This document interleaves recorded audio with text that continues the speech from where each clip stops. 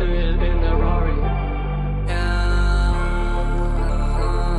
In the Rari. Big boys like John Gotti. Yeah. Still in the Rari. Want a bad bitch like Kylie, wrist is icy. Yeah, in my whitey. Push the start, need no khaki, bitch. Still don't say sorry, still don't pop a molly. Big boys like John Gotti. Still in a Rari. Want a bad bitch like Kylie, wrist is icy. Yeah, in my whitey.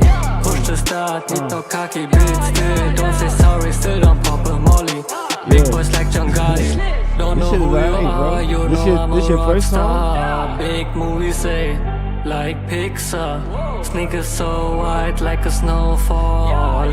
Counting big bucks, call me Escobar. Why you getting mad? Is it cause of the cash? I just want the bag. I secure the bag. I just chase the cash. Never chase a bitch. Hit the gas and do the dash. Yeah. I'm even not in my prime. See all the eyes, yeah, shine. They didn't know, yeah, he's my little slime. On the show, I'm the headline. Baby, you and me, partner in crime. So fly like an airline. Rollie on my wrist, but I don't have no time. Like sipping vibe, lean, no wine. Still in a Rari. Want a bad bitch like Kylie, wrist is icy. Yeah, in my whitey. Push the start, need no khaki, bitch. Still don't say sorry, still don't pop a molly. Big boys like John Gotti. Still in a Rari. Want a bad bitch like Kylie, wrist is icy. Yeah, in my whitey. Push the start, this shit goes, bro. bitch. Still don't say sorry, still don't pop a molly. Big boys like John Gotti. Yeah, bro, that's pretty good for your first song, man. Nah, it's all good, bro. I respect it, man. That shit was dope. Real good for your first record. And then I don't know if you did the beat, but the beat was on point too. So yeah, man, congrats. That shit is a go.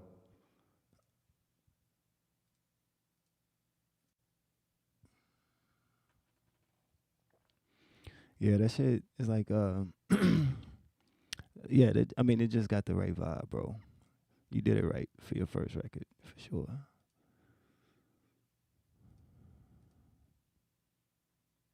Okay.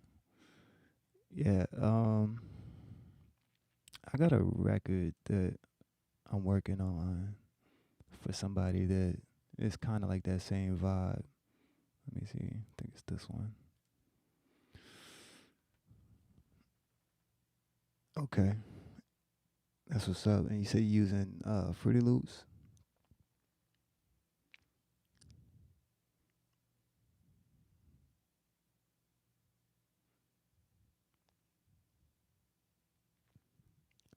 Like, if you just keep practicing, bro, and just keep making records, um, like, I think you're definitely talented. I think you could definitely, do some shit. What I would recommend is, like, do records, but don't necessarily put all of your records out. You know what I mean? Sometimes you gotta just do work to um to kind of refine your skills and get better, and not necessarily um have it for display or for the public view. That song right there, being your first record and everything else, is good to put it out and go around and get the response from people and see like who's feeling it, what they feel, what they like about it, what they don't like about it, and then take that back to the lab.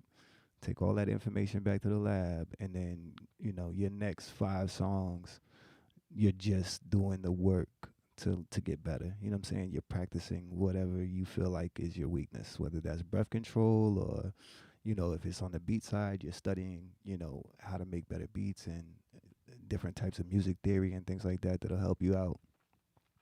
And then if your focus is on being an artist, then I would also recommend studying writing. You know what I'm saying? Like a lot of artists and a lot of rappers and singers don't really study writing. They'll just kind of go off of whatever they have. But like if you actually study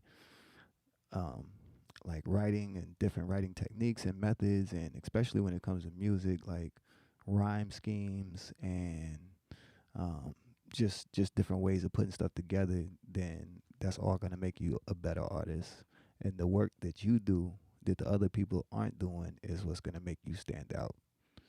You know what I mean? So there's a lot of times where I'll come in here and I'll make a couple beats and throw them all away the same day. Like I don't save them or nothing. It's just because like I know, you know what I mean, that that's not it. Or I know that I was just doing this for the theory and not necessarily for a project or something like that. Yeah, bro, anytime, man. I'm always down to help new up-and-coming artists and producers, bro, always. This is a record I'm working on that kind of has that same vibe. 20K in my arm, Da Vinci and Louis Vuitton. Cop everything in the mall, you cannot copy the way that I ball. Ring on my pinky flooded, drinking my cup is money. All that I see is money, make it look like I get easy money. That diddy, that dirty money, wake up early money. These haters confessing to us, please get the fuck on my block. I hotbox in a drop top, hit the plug on my phone, Yeah, bro, send me one. I'll check it out.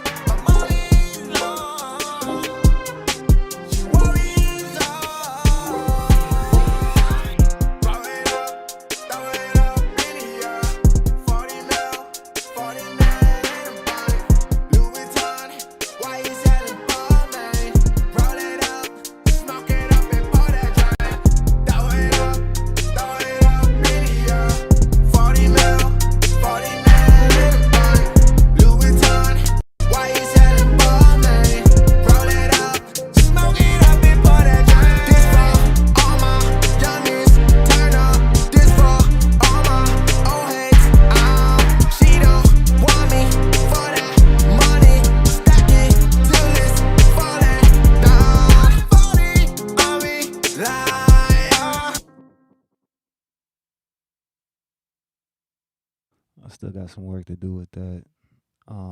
But that's by this artist named Bobby Zeppelin. And I got a couple of projects that I'm working on for him. The last one we did is actually for, it's supposed to be for ESPN. Where is it at? This right here.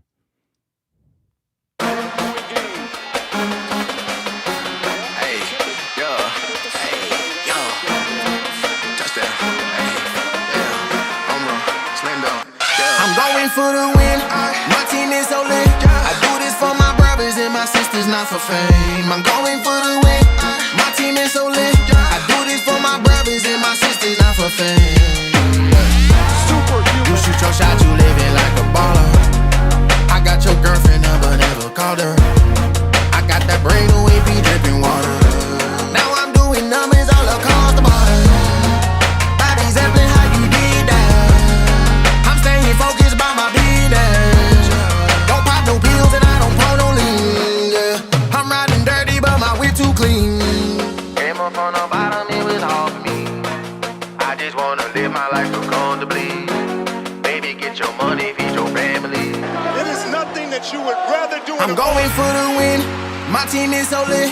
I do this for my brothers and my sisters, not for fame. I'm going for the win. My team is so lit. I do this for my brothers and my sisters, not for fame. I'm going for the win. My team is so lit. I do this for my brothers and my sisters, not for fame. I'm going for the win. My team is so lit. I do this for my brothers and my sisters, not for fame. Whip it up in the pot, fourth quarter, take your shot. Better have aim, hit the right one. Better have aim, hit the right one. Whip it up in the pot, fourth quarter, take your shot. Better have aim, hit the right one. Better have aim, hit the right one. The way she flexing got me like ooh yeah. Tryna ice my bag up with a brand new piece. Yeah. Everything in history in the major leagues. Yeah. Me and Mrs. Zeppelin, we got going for the win. Yeah. My team is so lit. I do this for my brothers and my sisters, not for fame. I'm going for the win. My team is so lit. I do this for my brothers and my sisters, not for fame. I'm going for the win. My team is so lit. I do this for my brothers and my sisters, not for fame. I'm going for the win. My team is so lit. I do this for my brothers and my sisters, not for fame. Yeah.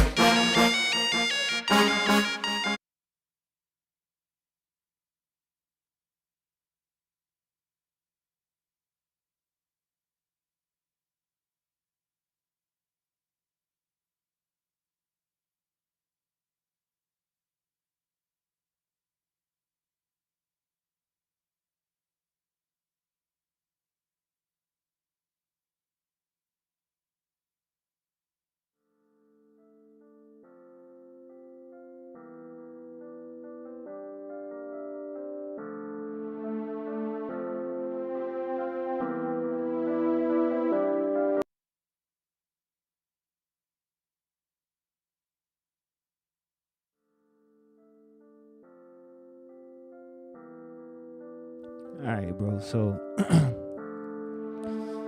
what I would say,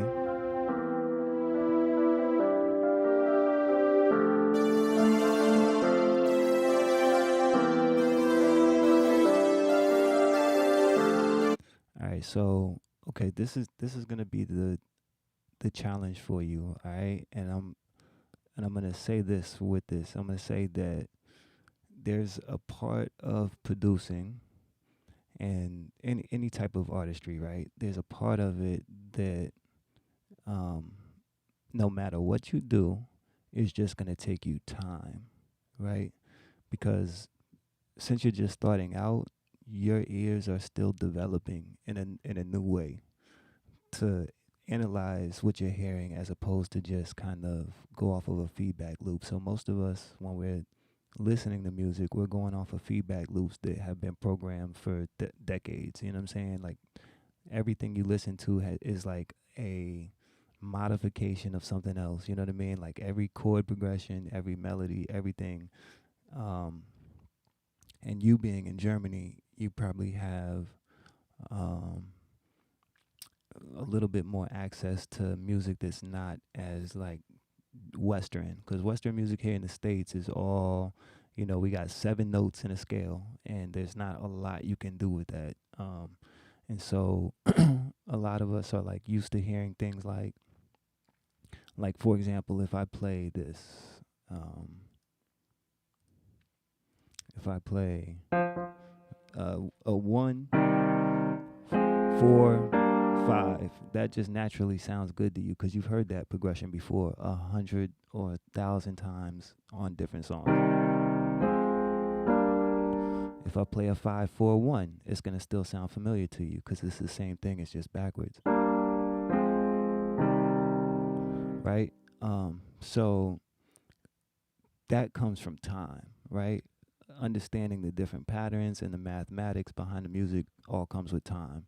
And so when I'm first hearing your composition here, the first thing that stands out to me is the mix. And the mix is gonna be one of those things that you can't get around the time element, right? There's not a book you can read, there's not a video on YouTube, there's nothing out there that will speed that process up for you. That's just whatever your speed of adapting to learning the different tonalities and different things like that, to be able to separate spatially the elements of your mix is going to take you time, right? And some people, it might take them a year. Some people, it might take them 10 years for their ears to be able to develop, to be able to hear what's going on. Now, the other part of that is your equipment, right? If you're using equipment that can't really give you the frequency response of what you're playing, then that's another like bottleneck for you, right? So that's another thing that might take you time, it might not. That kind of depends on finances and where you are with producing and how serious you are, right? Before you go make an investment on something like some monitors or some really good headphones or things like that. But I say all this to say this. Don't get discouraged, right? If it doesn't happen overnight, you'll be able to deal with that, right? A lot of people will quit early just because it doesn't happen overnight. And they look at everybody else's success and they think that they just made it happen overnight. And there's not a producer or an artist out there that you like that did this shit overnight. It's just not, that's just not a thing. So that's why I said, like, make music and don't necessarily always put it out, especially when you're just starting out, because you're just learning, right? And a lot of what you're making is just for the process of learning. You're doing experiments, you know what I'm saying? And the more of that you put out too early, the fan base that you're getting, you know what I'm saying, outside of your friends, this is their first introduction to you. This is the most important moment they're gonna have with you. And so if the first thing they hear, they don't necessarily like it, or if it doesn't hit that feedback loop for them to automatically like it, you know what I mean? Making it really easy for people to like it because it feels natural to them, then they're gonna shy off, you know what I mean? And then when you do get good, they're just gonna remember that first thing you did, and you know it's gonna be a struggle. So get a group of people that you trust that know good music, and when you make music, only send it to them. Don't put it on Apple Music, don't put it on Spotify, because the truth of the matter is Apple Music, Spotify, all those digital distribution avenues aren't going to make you the money it took you to make the song, right? You had to buy a computer, you had to get the software, you had to XYZ. The streams aren't going to add up, I promise you. Until you're doing a couple million streams on a song, the money just isn't even worth talking about. I'm just going to be completely 100 with you. You know what I mean? Like one stream is like a fraction of a penny. So as opposed to like just putting music out for the sake of putting it out and having a footprint on the internet as an artist, like get good at being an artist first and then make your footprint. And a lot of people miss that step, you know what I mean? And that's why I think we have so much music out that's not really that good, you know, and it's accepted because there's so much of it, but that doesn't mean that it makes it good. And so, like I said, on this, the first 10 seconds, I can tell you just kind of need to sit down and listen, you know what I mean? And see what sounds are fighting each other. The other thing is just sound design, right? So like this piano right here, it doesn't really sound that great on its own, but you're using Fruity Loops and you're just starting out. So me knowing you and knowing your process and knowing what you used, I know what to expect. But to somebody else who's just listening to this, they might, you know, they don't know. They don't know how much time you spent. They don't know what you used. They don't know anything. So they're just going to take it at face value. But sound design will save you because you can take sounds like this and make them better, right? If you study and know the different techniques to do that, like compression, you know, reverb, you know, all these different things that you can use to make a sound better. You know, like for example, if we take, let's see, what does it sound right here?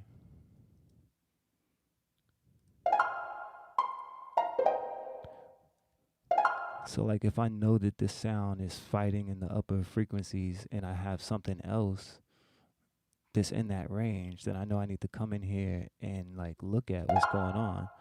Okay, so I know the high, like the mid to high is popping, right? So anything else in this beat, in this same range, is gonna be fighting this for the same space. And so what a lot of producers in there, when they're first starting out and they're trying to EQ stuff, they'll do this. They'll make shit louder when really you should be doing this. Because what you're trying to do is create space for everything else. You know what I mean? And by creating the space, you're giving other stuff room to occupy that space. And so right now, just based off of this, if I wanted to completely separate these two sounds, I know that this piano is in the lower mid-range, so I could just take this whole side out if I wanted to. Now this is extreme, you know what I mean? You wouldn't necessarily want to do this and just rob all of the tonality, but I've created space here, you know what I mean? If I take this off, you see how they just kind of glue back together? They're not really separated. If I turn this on, like this sound starts to shine more, you know what I mean? And it's because I didn't make it louder, you know what I mean? A lot of people think, oh, I can't really hear that sound, I'm gonna just turn it up. When really you can't hear it because something else is occupying that space and it's canceling out. You know what I mean? Like the two things in the same space are gonna cancel each other out. So you wanna create the space by, you know, creating negative space in the areas that are too heavy or that are robbing the sound that you want to hear more. You know what I mean? And so that's like basic EQ. And yeah, man, I'm giving you lessons right now, bro. Like this is what I do. You just keep following the stream and tuning in, and if you have questions, you let me know and I'll answer them. You know what I mean? But yeah, for this composition, bro, like I said, I can tell you have, like, conceptually it's here, right? Like I hear the movement of the chords, I hear the emotion in it, but the tonality and the quality of the overall composition is lacking, and that robs it of all those other things. You know what I mean?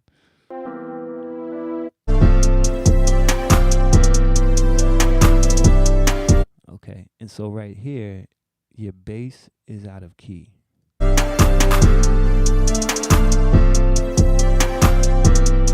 And so that's another important thing, is to know what key you're in for your composition, and then make sure that most of the elements are in the same key, especially the bass. If the bass is out of key, it throws everything off. So let's see on this.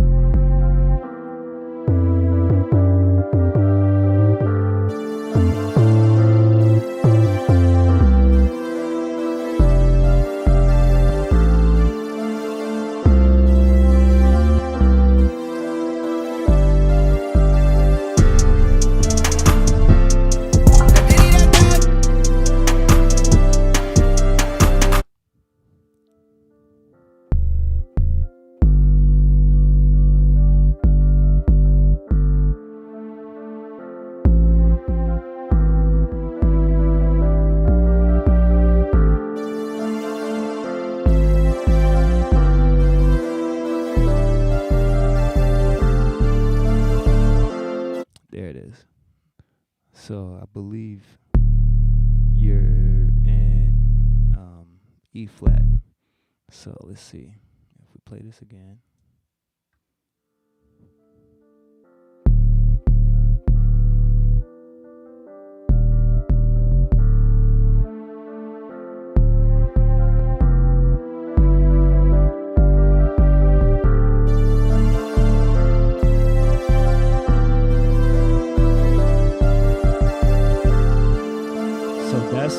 That's the key that the bass should be in. Now, when your bass drops, see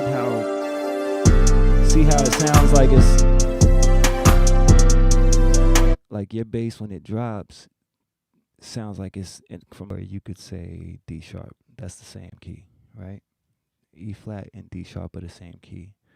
But that, I believe, is what key this composition is in. And we could check by doing this. Let's see.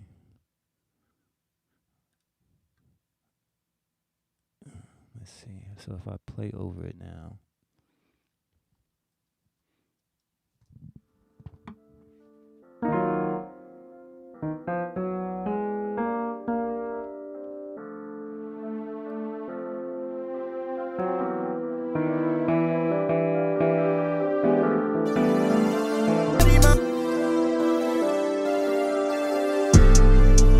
Take that back. I think it's actually in the key of D minor.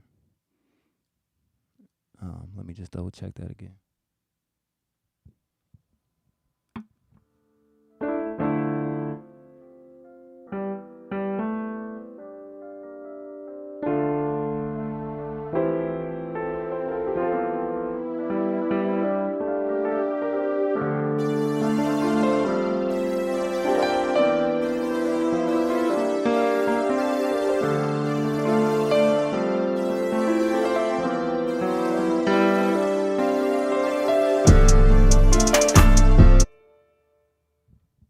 Yeah, so you're in the key of D minor.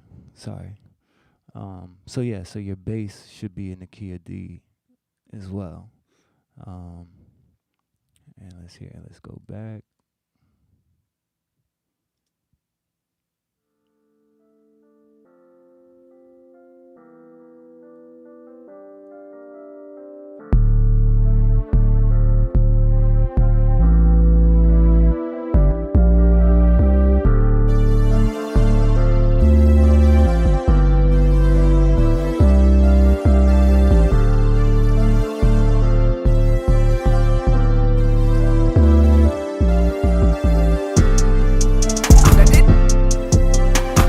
So yeah, I would say change that bass to the key, put it in D. And I didn't really hear a melodic part to the 808, but if there is, just make sure everything is in the scale of D minor, and you should be okay. Let's see.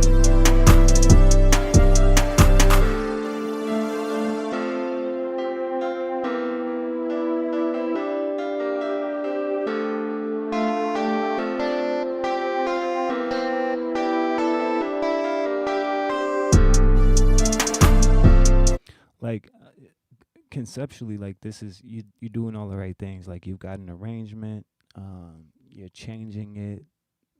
When it needs to be, you got transitions where it need to be transitioned so that it doesn't get too repetitive. I think mainly if you focus on sound selection, right? So before you even start to get into sound design and EQing and compressing things, focus on sound selection. If that means you got to go through 100 pianos to find the best one, go through 100 pianos, right?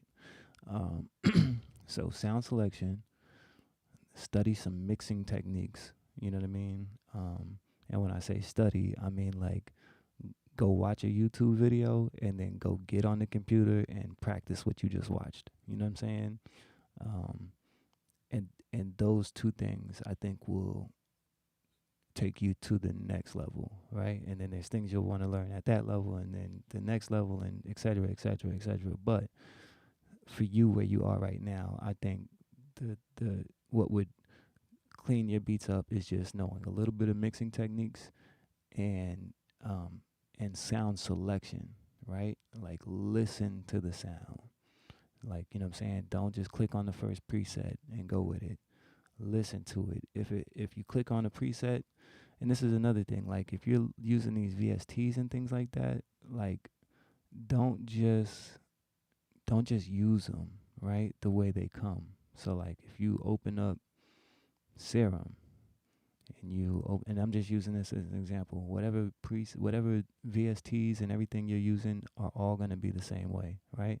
You open up a preset and you play it, automatically you come over to the effects section, right? And you can just turn off everything that they've put on. Whoever made this preset, just turn it all off. And then it's going to sound completely different. Now, this is a bad example. Let me see. Let's find something like a pluck. So, boom. You see all these different effects that they put on here for you to make it sound like this.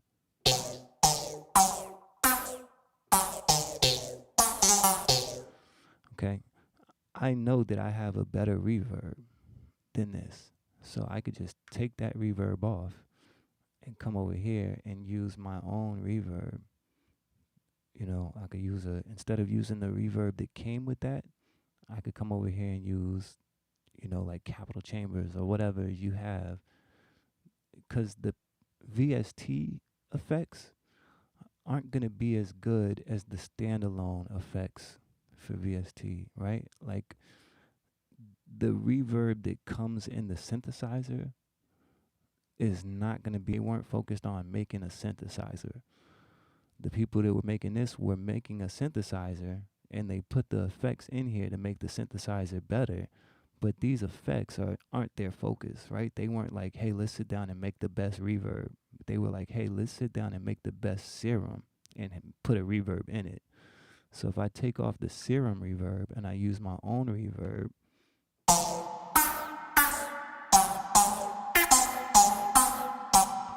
okay, now I'm going to take my reverb off and I'm going to put their reverb back on.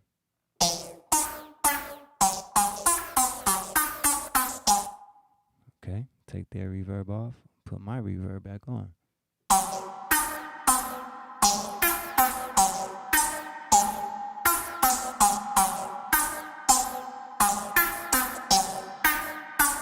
You know what I mean? And so, and now I have more control over this reverb. Like if I look at their reverb, where is it? This is the only control I have over it, right? I got mix, I can, do a little bit of things, but I don't have as much control as this reverb where I can change the mics, I could change the room, I could change the distance of the mics, this gives me so much more control. You know what I mean? Yeah, no problem, dog. That's what I do, man. That's what I do. So yeah, just take that into consideration and say like, okay, they're using a filter on here. Let me go see what their filter is doing. Okay, they have a reverb filter for whatever reason, and they have the cutoff set right here and here and here. And so all I do is I go and open up my own EQ, right? So filter is just an EQ. So they got the cutoff at 28, and you know what I mean? You can say like, all right, I'm going to put my cutoff at, and make it kind of similar to this, but you know that this EQ is better than this EQ.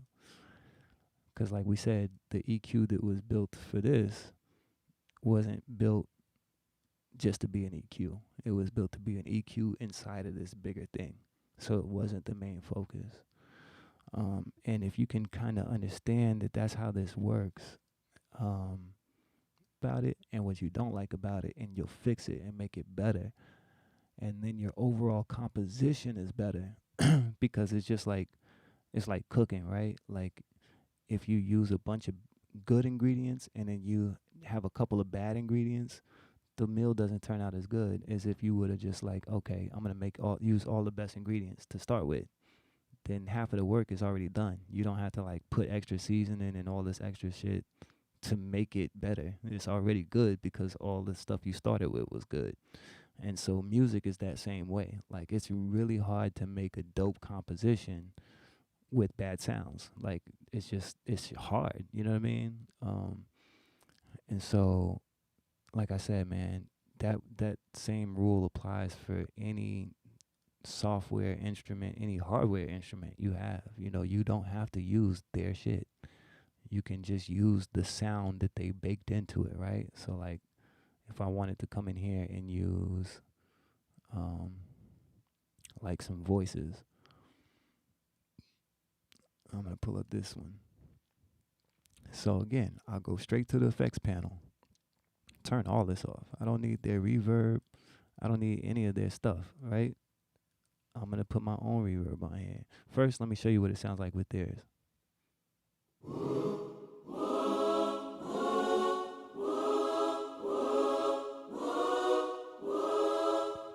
Now you hear how that sounds out of the box. Now I'm going to show you how good I can make it sound.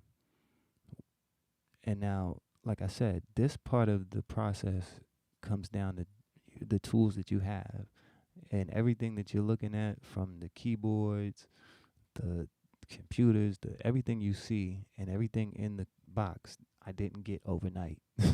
You know what I mean? Like we're talking, this was a long process of reinvesting in myself. It did not happen overnight. So a lot of these tools might not be available to you yet, but you don't have to use these same ones, right? Just use the best one that you have for now. And then when you can get a better one, then you get a better one. Use the best reverb you have for right now. When you can get a better reverb, then you get a better reverb. But study your tools, right? Like look at what you have at your disposal now and figure out what works better than other things, and make a list. Like I got, like, look at this. I literally have a list. So when I say like study and like do the work, like this is what I'm talking about. This is the part that most people don't see. They just see the dope music, but they don't see this part. Like this is like a list of different effects, and I got different sections for EQ. I got delays. I got, mixing consoles on here, saturation tubes, and all of them with notes and things like that. Let me show you something else, because I feel like this is just as important as sitting behind the computer or the keyboard and making the beats. This is just as important, if not more important. So let's see. We'll go to. So like these are all notes. You know what I mean? That I've compiled from different whatever. You know what I mean? Different scale mathematics and things like that. This is the part that nobody wants to talk about. But if you can figure this out, you know what I mean, or at least start opening your mind to this, and to like actually treating it like a mastery of sorts, like kung fu, right? Like you're a white belt now.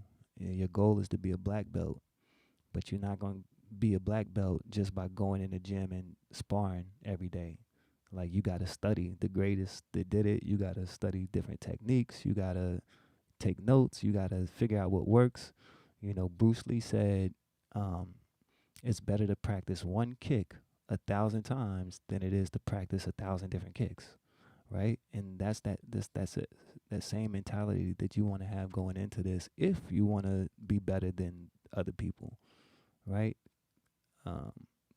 Yeah, no, definitely. And see, it's hard when you're first starting out, but over time, it's just like any other skill, right? Like if I go back to the kung fu analogy, right? Like when you're a white belt, you think nunchucks are hard as hell because, like, yo, you've never touched a nunchuck.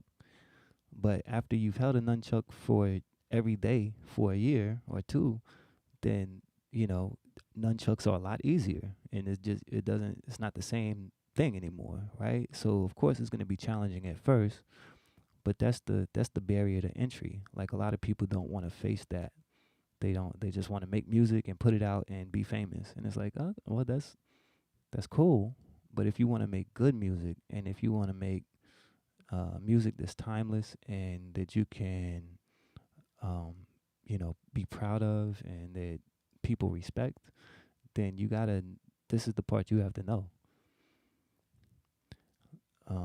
And so like if you can digest that, then,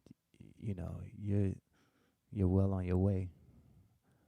Let me see. I saw another comment, but now I can't see where it went. What? I see the comment on the screen, but I don't see it like in my chat thing. But yeah, man, like this is the this is the rolling up your sleeves and putting in the work and mopping the floor and doing all the basic shit so that like think about it like basketball. Like the first time you try and dribble a basketball, it's hard as hell. But if you sleep with a basketball every night and you wake up with a basketball, and then you you make basketball your life and things like that, then eventually like dribbling is nothing. You know what I mean? Like you could dribble backwards, forwards, behind the back, under the legs. Like you could do whatever you want because you spent the time with it. And that's the same thing. You know what I mean? Like there's a lot to it, and the more you dedicate the time to learning about what things are doing, and it's like a boxer. If you practice and practice to get perfect, your skills before you.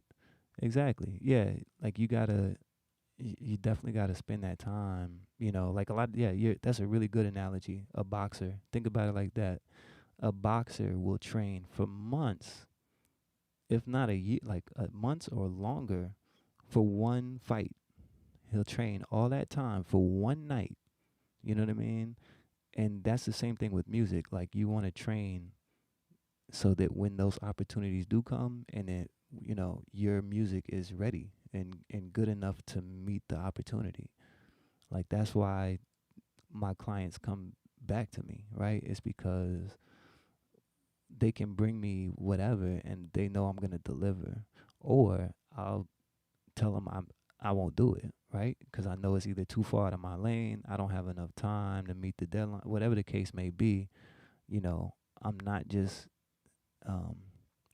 taking on every job. I'm not just, I'm really critical about what I work on because my name is on it, right? And so if I work with artists that I don't like, then it doesn't do me any good, right?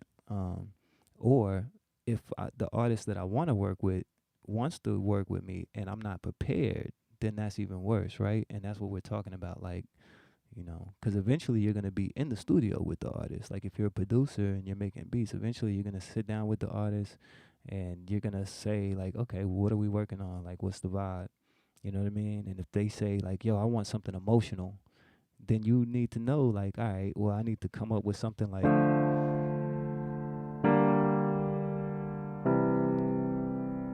right?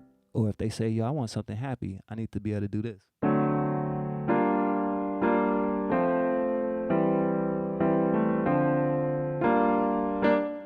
And it has to be automatic. Otherwise, they just gonna go to the person who can.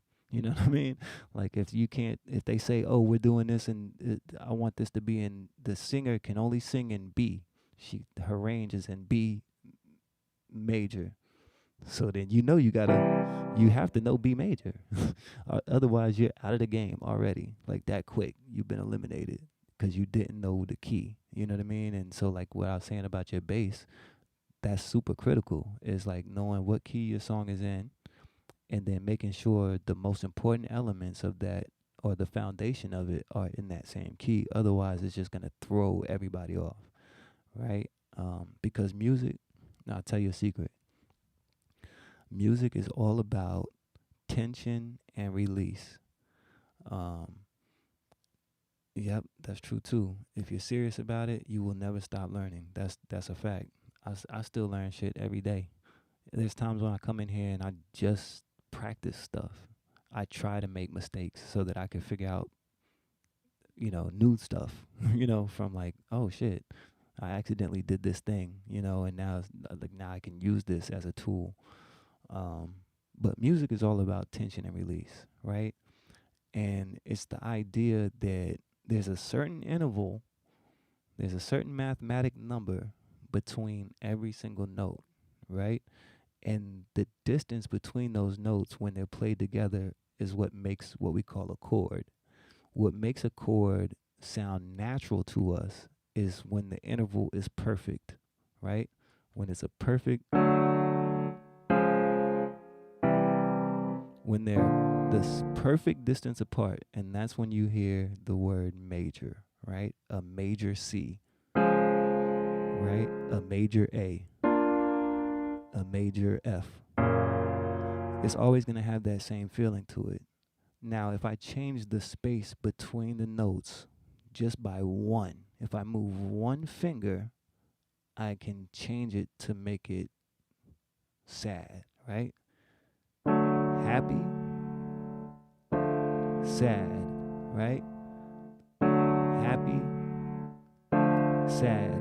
And all I'm doing is moving one finger.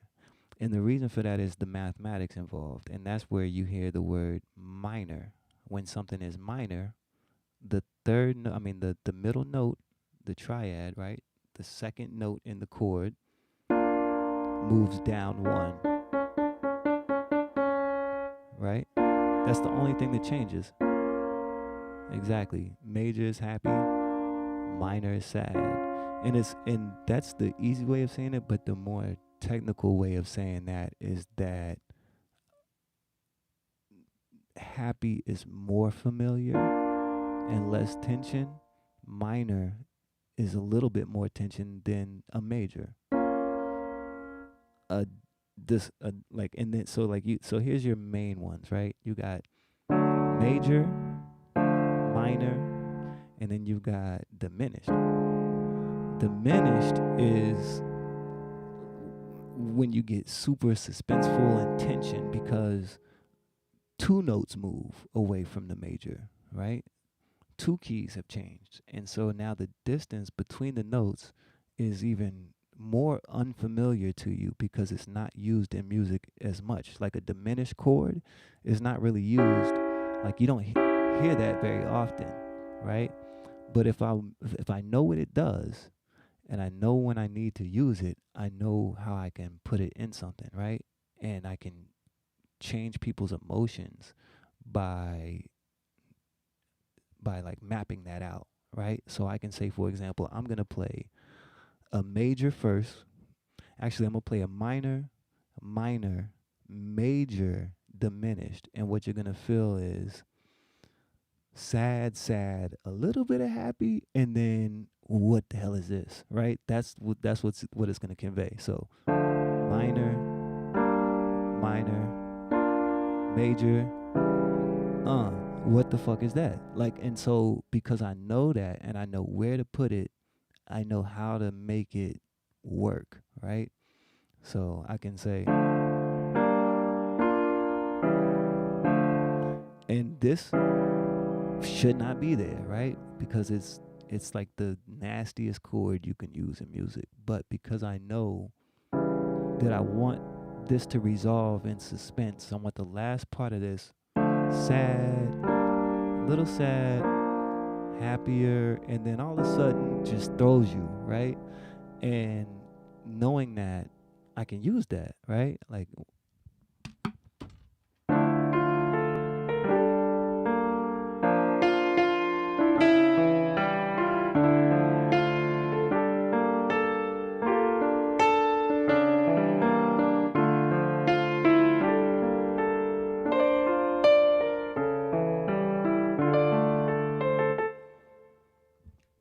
and so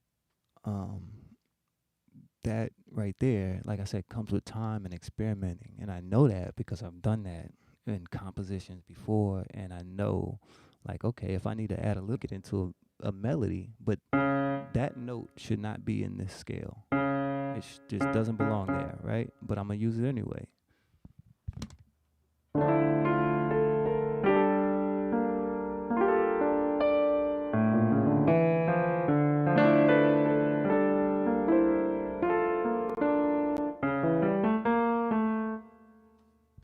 So now instead of making it a chord, I've broken the chord up into a, more of a Middle Eastern feel.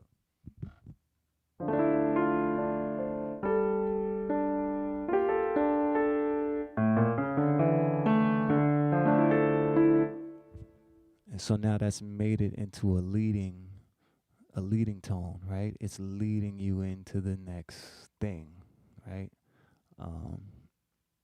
It's leading you back, to this.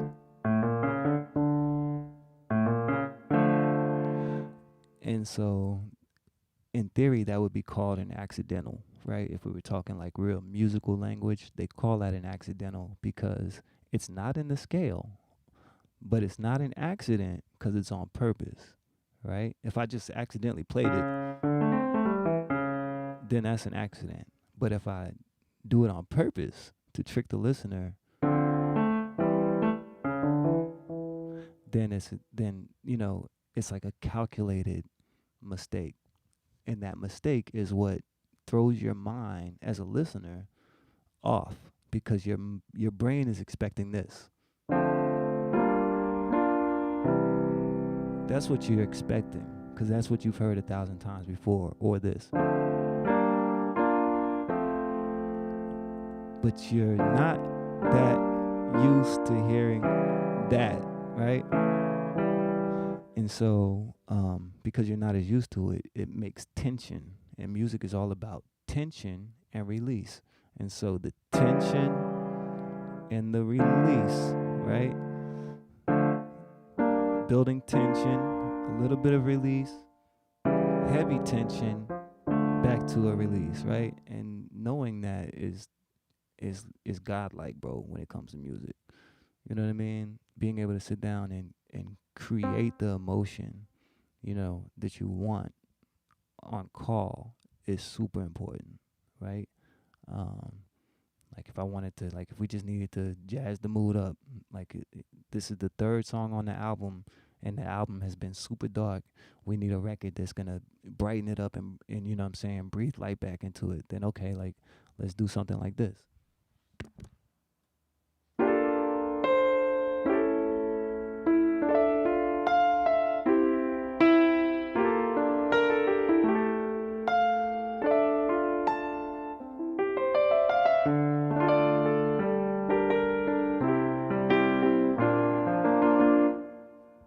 Or we need something that's gonna give it energy. Okay, I know that anything that's moving down is gonna be creating like dread or like a downward feel, right?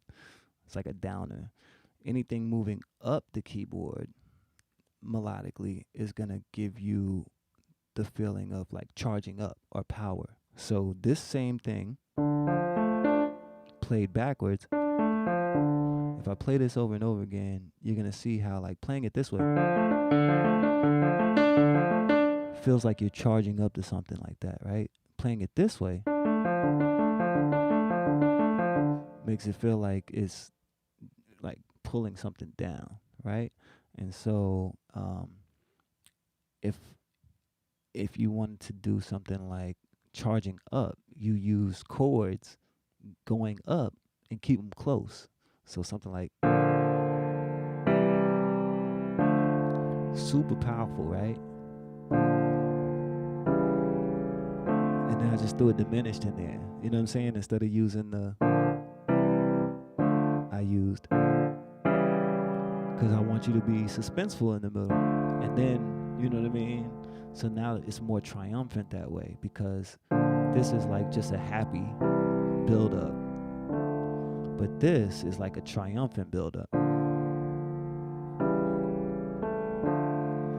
And it's a subtle difference, but it makes all the difference in the world to the listener, right? Because they're going off of programming and what they've heard for 1,000 years, centuries of music. Has always been the same mathematics and the same feeling from the spaces of the keys. And so once you kind of figure that out, you know what I mean, and know that there's certain intervals that no matter what, they always work. Like so simple. If you were to say, I need something dramatic. Okay, use a Plateau cadence. A Plateau cadence is just either a 1 and a 4 or a 1 and a 5, and it just goes back and forth. So this would be a 1-4, 1-4, 1-4, 1-4, and that's all it is.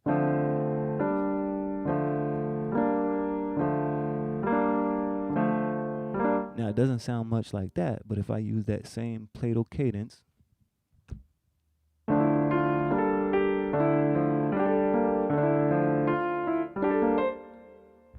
there's a million different ways you could play that, but, the articulation is up to you, but the emotion is always going to stay the same. If I do a 1-5, now if I do this and articulate it,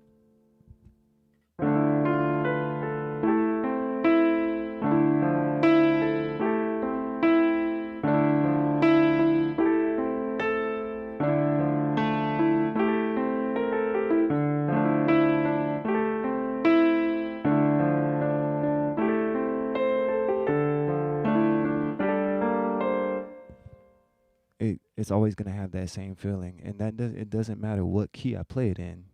I could play it in the key of B.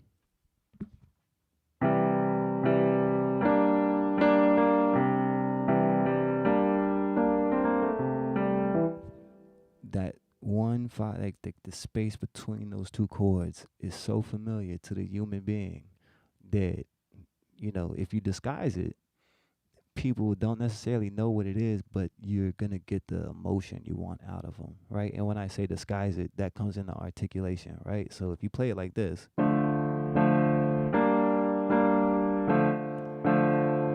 of course it's powerful because it's a Plateau cadence, but you're not hiding it, right? It's blatant. Now I can hide this in different ways. Like I could change the inversion. Instead of playing the C sharp like this, I'm gonna play it like this. I'm just changing one of the notes. I'm using the same notes, but I'm just changing which notes I'm using of that, right? So instead of this, I'm gonna use this. Or I'm gonna do it up here so you can hear it a little bit better. Okay, so this is what we had. That's the note that I'm changing, and I'm just moving it down here. So now when I play that same cadence,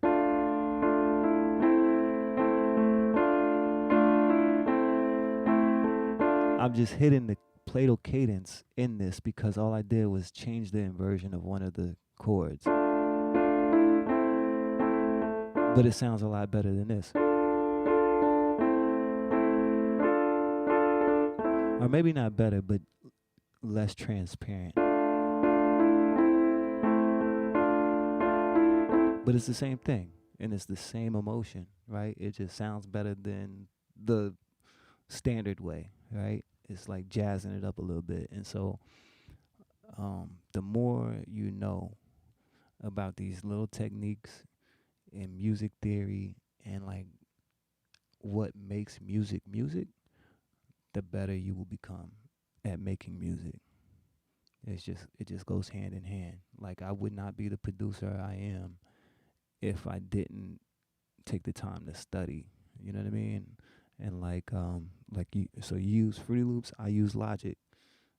And I got right here what I call the Logic Bible.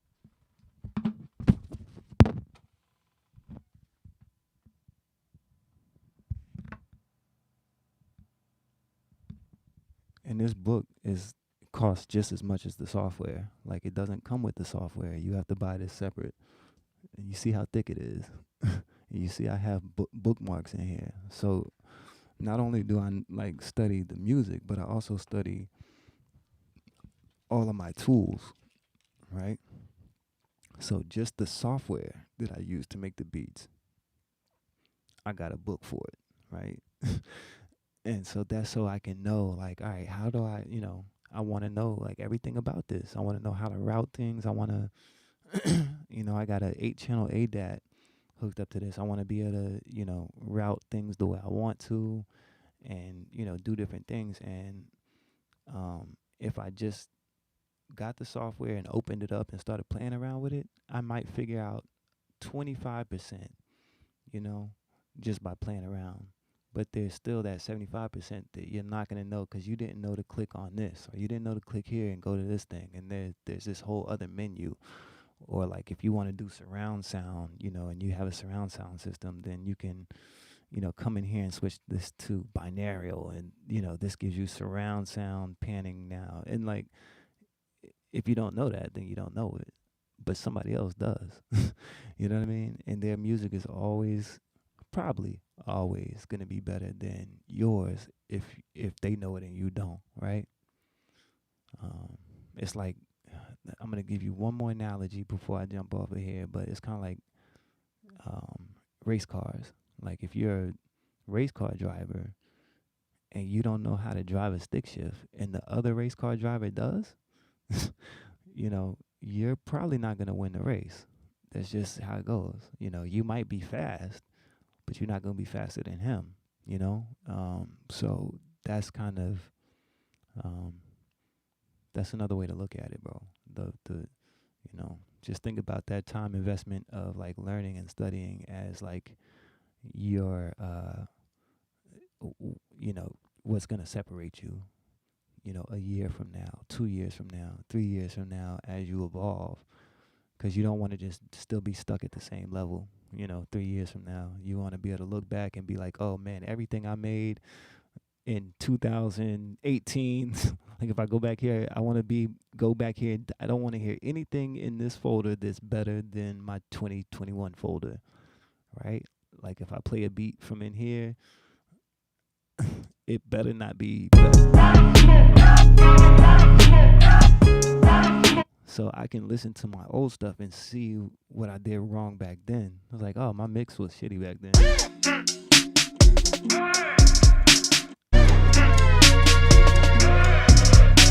So this is all from 2018.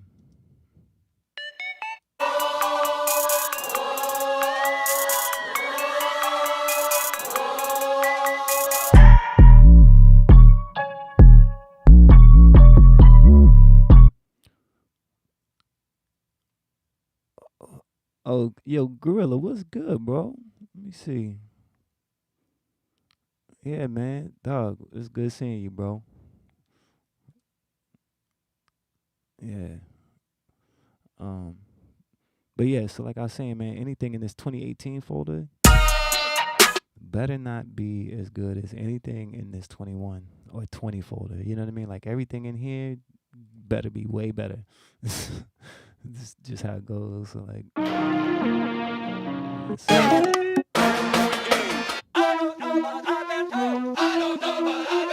see. This one's alright.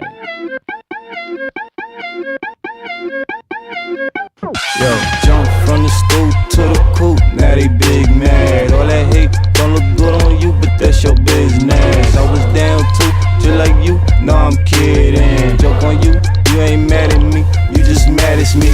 Jump from the stoop to the coop, now they big mad. All that hate don't look good on you, but that's your business. That's your business. You ain't mad at me, you just mad at me.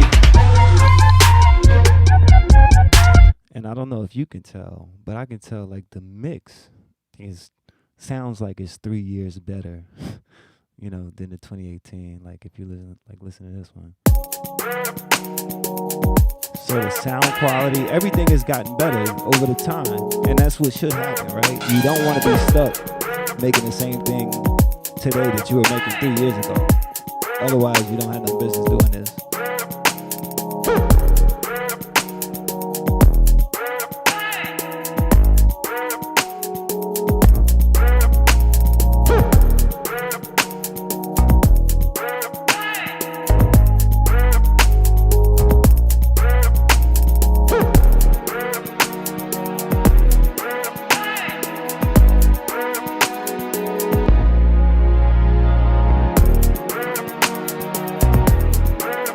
So just better decisions overall, right, in the compositions.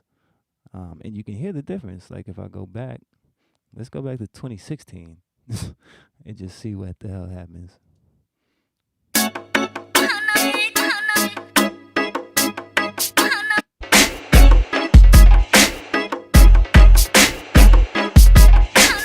See how that doesn't, it's still good in theory and in concept, just like the beat that you played for me, Flame.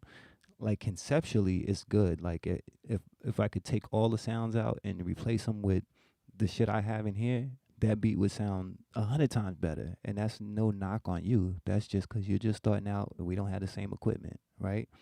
But even if you look at me, you know, just a couple years ago, my sound selection, my mix, and everything else wasn't that good. You know, and that's just, you know, that's how it is. Like the time that you put in is it's like I said, what's gonna separate you in the long run. And the more of that you put in, the more it will separate you and the more it will stand you out from the crowd. And the reason why that's important is because if you ever decide to make a career out of this, you don't want it to be like, oh, I don't know if I want to use him. You want people to like be in line to, you know, hire you. That's, you know, you don't want to be just one of the guys that they could pick from. You want to be the first pick, right? You want them to come to you first. And then if you don't want to do it, then they let you get somebody else, and, you know, whatever. But you want them to come to you first. And so when I work on shit like this, for example, let me play. Where's Ricochet? No, it's Battery. So like this record right here, because I knew I couldn't do the violin the way the violin needed to be, and I knew it needed a violin, I actually sent the composition out to Canada to have my violinist in Canada lay the violin for me.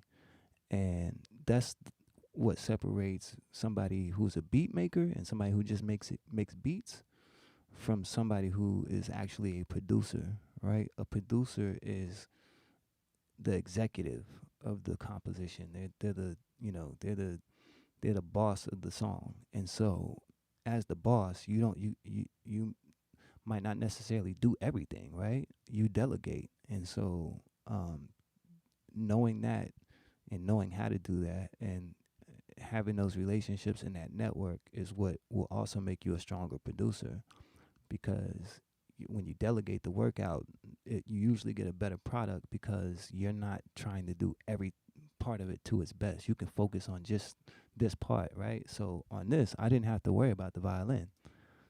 I just had to worry about making everything else good, you know what I mean? But that's a producer decision, not a beat maker decision, right?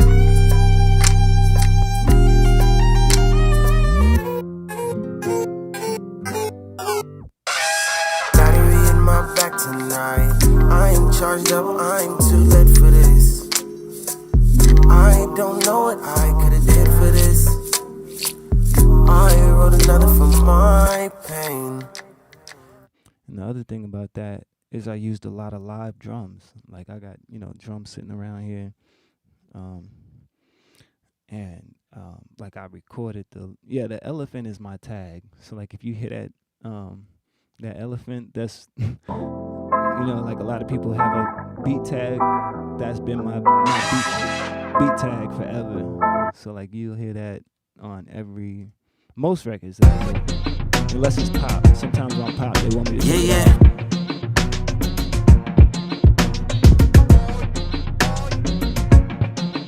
Gotta be God. Yeah. Baski, Bakasi. Like you'll hear it on everything.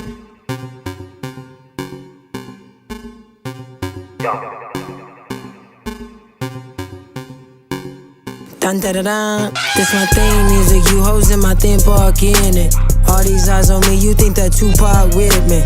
I've been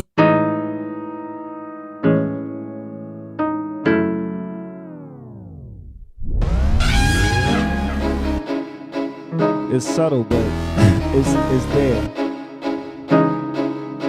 I was hoping I could come and see ya. What it's hidden for, it's like dope and I've been fiending to meet ya. This ain't a minute show, I got more shit that I can teach ya. No emotions. I don't know if you're familiar with Kurt Cobain's, but this is Kurt Cobain's on this record. Propulsion, I'm about to lean ya. You was sound asleep, now you wide awake. You whipping, you cooking up everything in my hideaway. Ignore me, you sent me the voicemail, thought you got away. But yeah, the elephant is on everything, bro. So if you're out somewhere and you hear that elephant, then you know that's me.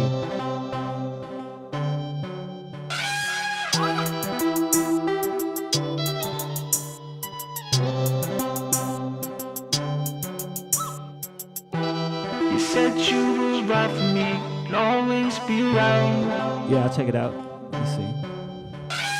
I trust you'll be there for me and always stay down. Oh, it's 1 a.m.? Alright, I got you right now. Believed in everything you said, but now you wanna run away. Hey. And your love hit like a shotgun, but watch out for the ricochet. Hey, ricochet. Alright, let's see.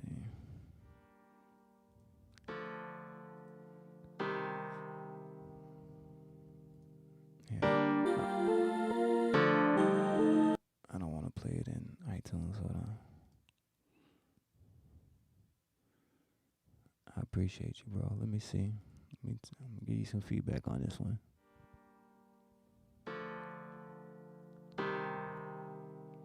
So, good progression starting out.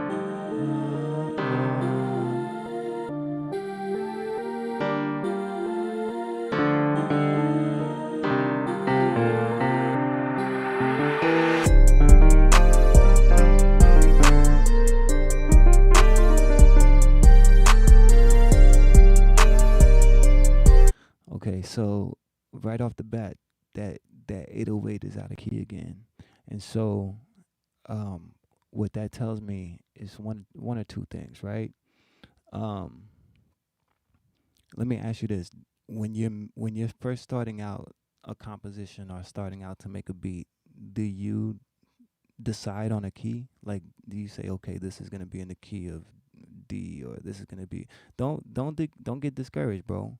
Don't get discouraged, because I'm gonna show you. I'm gonna help you fix it, right? Nah, don't hate it. You don't hate it, bro.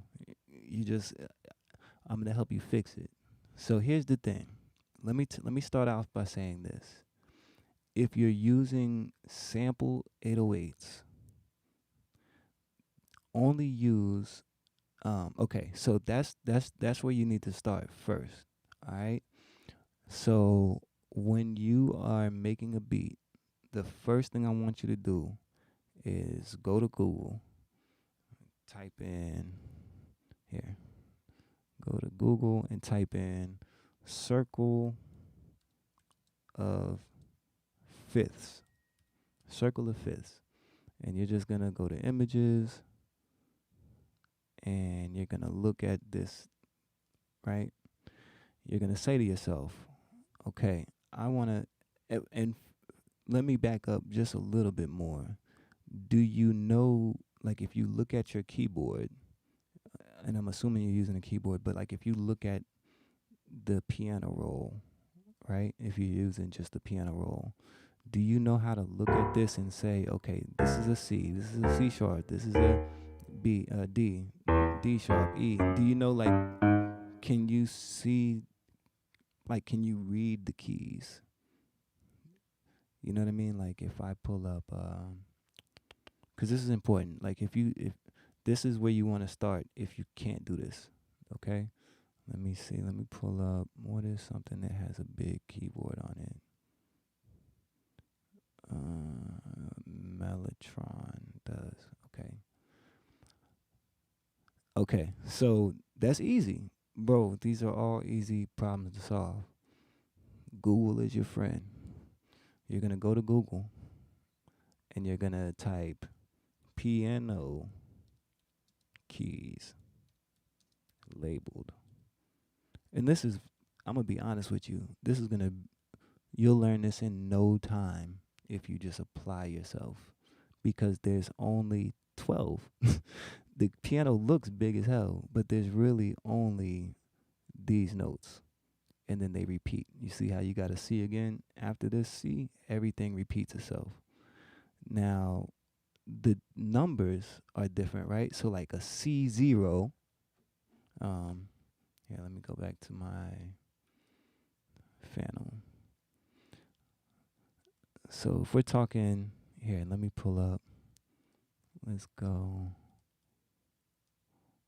View, let's see, wait, window, show keyboard.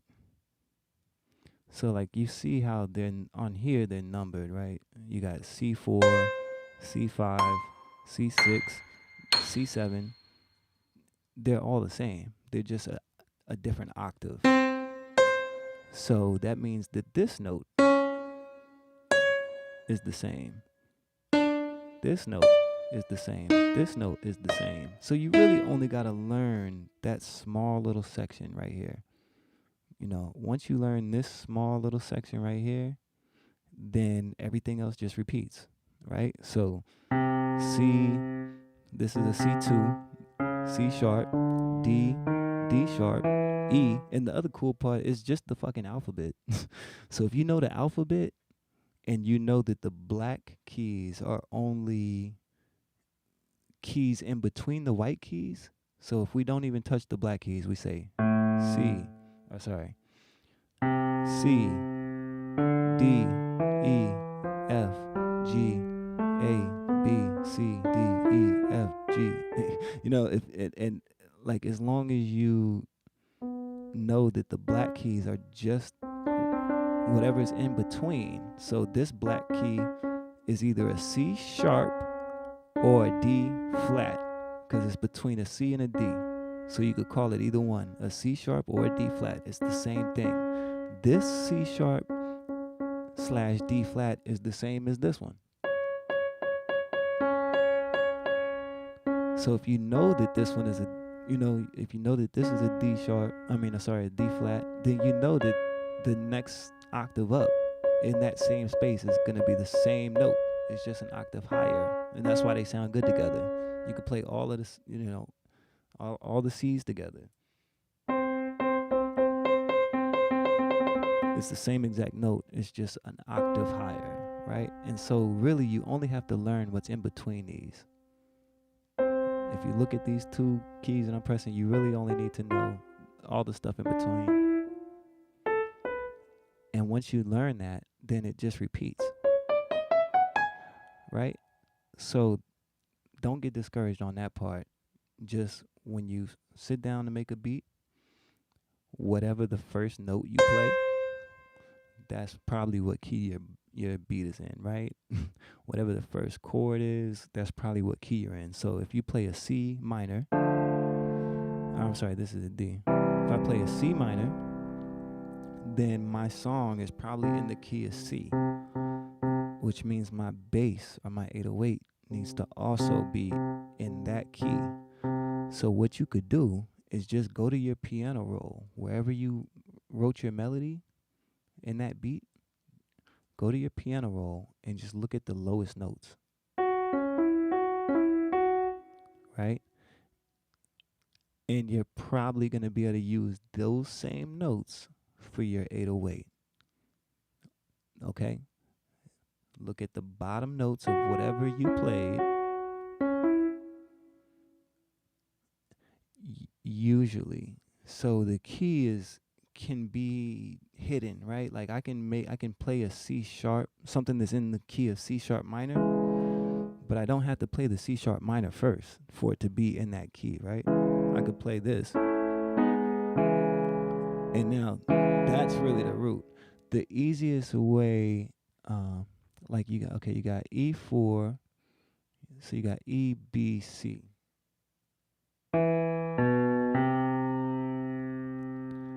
So if you got E, B, C, actually,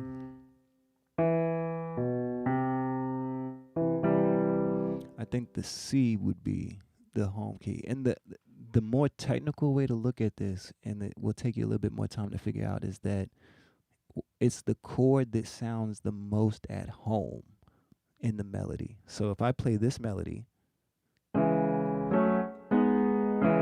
this is the one that sounds like home, right? Because everything comes back to that. And because this is home, whatever the bottom note of that home, the one that feels the most solid in the composition, is gonna be your root note. That's what they call the root note. And when they say, hey, this song is in the key of E, they're talking about E is just the root note. That's the foundation. And that means that if you say, okay, this song is in the key of E minor, you go to Google, you say E minor, scale, piano. If you know your song is in E minor, then you know it can only use these keys and sound good, unless you know how to do an accidental, like I was telling you earlier, because this is the scale of E, right, of E minor. If you look at an E major scale, the only thing that changes is one note. This G will become a G sharp, because that's the only thing that changes between major and minor. So if we type in major,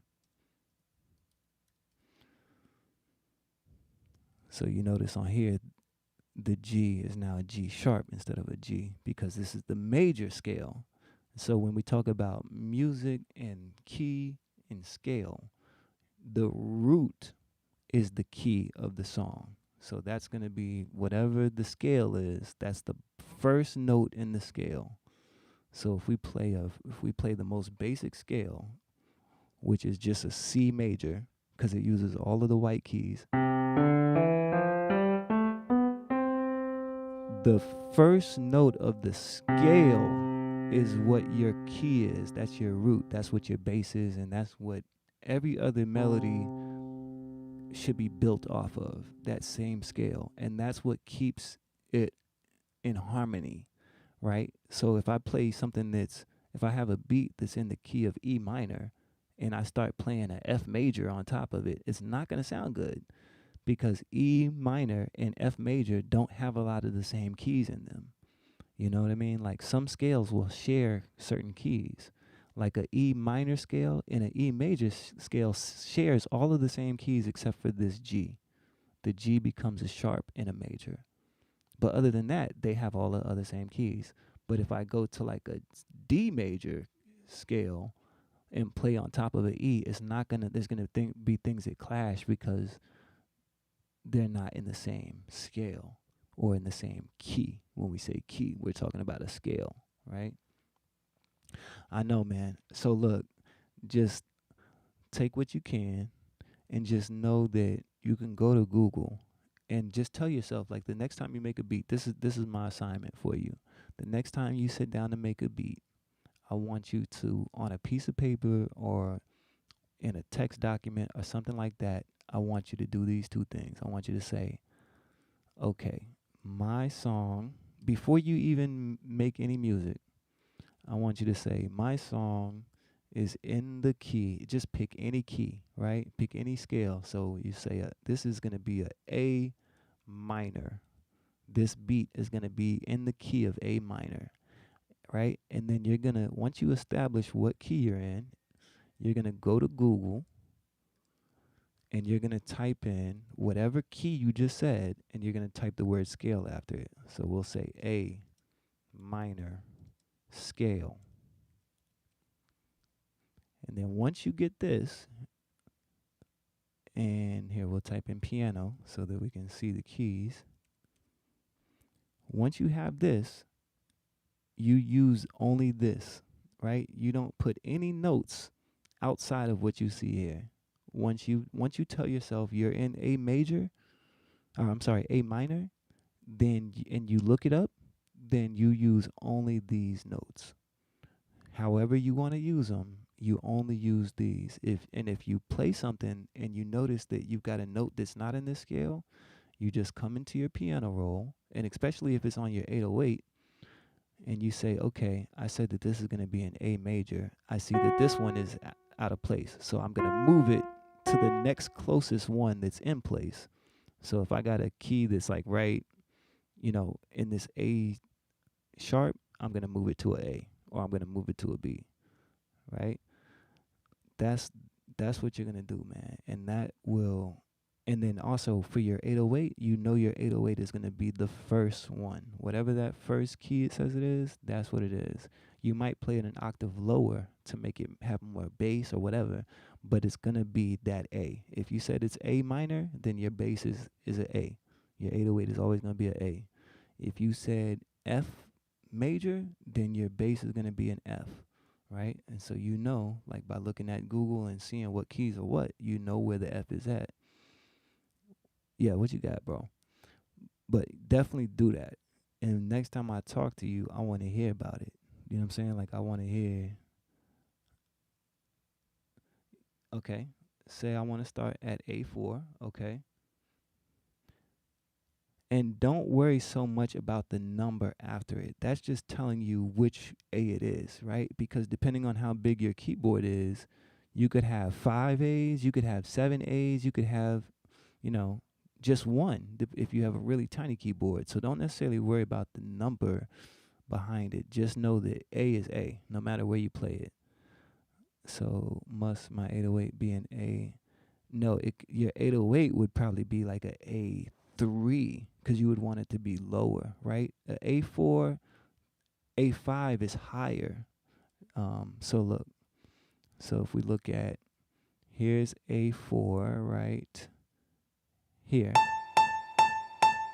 and A5 is up here. So if you're in the key of, if your first key is A4, your bass is going to want to be down here somewhere, or down here, because you want your bass to be lower, right? You don't want your bass to be in this, like the same exact key, because most of your melodies aren't going to be played so low. They're going to be played in higher octaves. But it's going to still be an A. It's just going to, A3 or an A2, and just experiment. See which one sounds better. See which one sounds more bassy. for that particular bass. Now, here's the tricky part that I can't let you leave without telling you. If you're using sampled 808s, it's important that they're labeled. If they're not labeled, you're going to really struggle with putting them in key because what's going to happen is you might be playing it on the right key on the keyboard, but the 808 is really, like, let's say you're playing the 808 on A, but the 808 that you're using is actually an F. That's the sample, right? That's whatever you use to, like, so like if I go to a 808 kit, I'm trying to find, let's see, where is my 808 kit? You know what? I'm gonna do you one better, bro. Here's what we're gonna do. Watch this. Let's see. I have an 808 kit that I made, and it's called. I think I have two of them, but I'm gonna let you get one for free, bro. And so you see how, I don't know how well you can see this, but these 808s are all labeled. So this 808 is in the key of A. This 808 is in the key of A flat. This is B. These are all in the key of B. B flat, C. And the reason why you need to know what the original key of the 808 is because you need to tune it if it's out of key, right? So if this 808 is in the key of C and I need it to be in the key of A, this is what you're going to do. Whatever sampler you're using, this is how you do it. Let's say I wanted to use that 808. Yeah, dog, I got you. I'm gonna send you a link here in a second to let you download that. Let's say I need a 808 for my beat that's in the key of A, but this 808 is in the key of C, and I know that because I labeled it. A lot of 808s that you get from like these little packs and download kits and stuff like that, they don't say what key they're in. Which is important because if it's not in the key that you need it in, you need to be able to detune it. So this is in the key of C. I need it to be in the key of A. So I'm going to go back here to my keyboard. And if I know that this 808 is in the key of C and I need it to be in the key of A, then I know I need to tune it down 1, 2, 3. So I'm going to go to the tune knob and I'm going to tune it down 3 knobs. And that way, when I play this on the key of A, it's actually going to be in the right key. You know what I mean? Or if I play it on C, actually. And this gets a little bit more tricky. We'll spend some time on this maybe next time on like how to do the math to see what is what. Because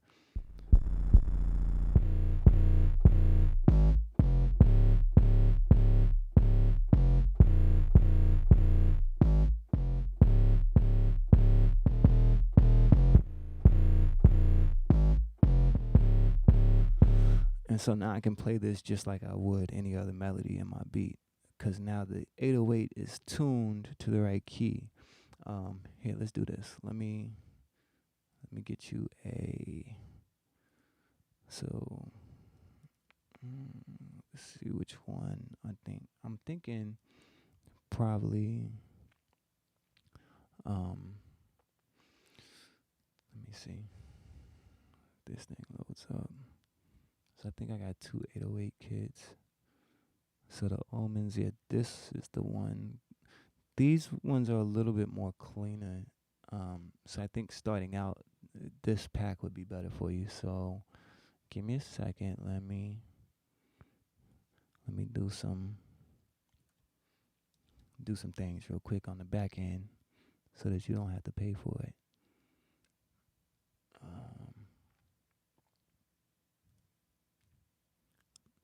But yeah, having them labeled.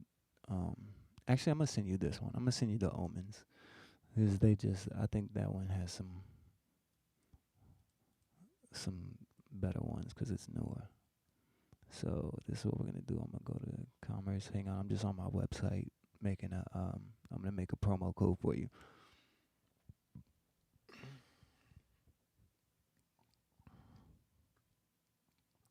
All right. Discounts. Create a discount.